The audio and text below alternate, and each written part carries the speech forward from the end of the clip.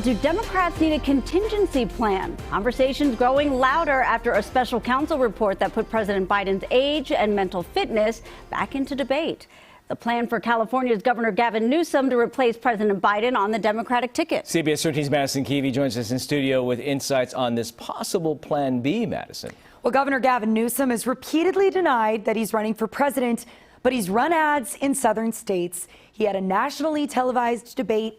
And let's not forget, Joe Biden himself suggested Newsom could have his job just a few months ago.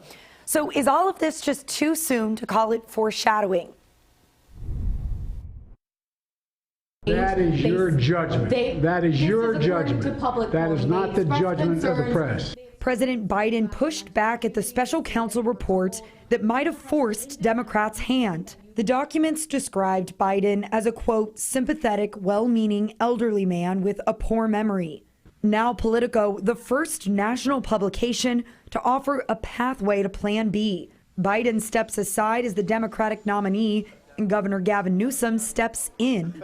My guess is nobody bothered to ask Joe. CBS 13's political analyst Gary Dietrich broke down this very plan back in July. The headline then didn't name Newsom explicitly.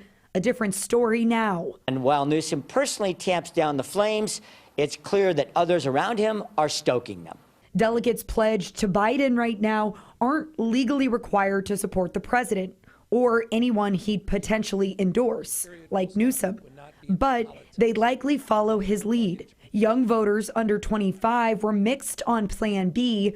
I think it might be a good move if they can execute it the right way. And I don't think that Gavin Newsom should be the leader of our country. It's definitely weird just because, well, the whole country like that.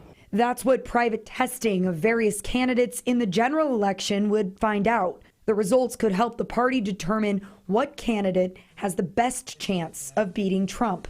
I think it would definitely be better to get somebody who's going to be around long enough to see what's going to be changed. You know what I mean? Okay, so what about Kamala Harris, Vice President, also from California? That's part of this, possible contingency plan that would have to be worked out. It's all part of that secret vetting process, so to speak, that would happen if Biden does make that announcement. And that's all to political insiders and just who would be the best.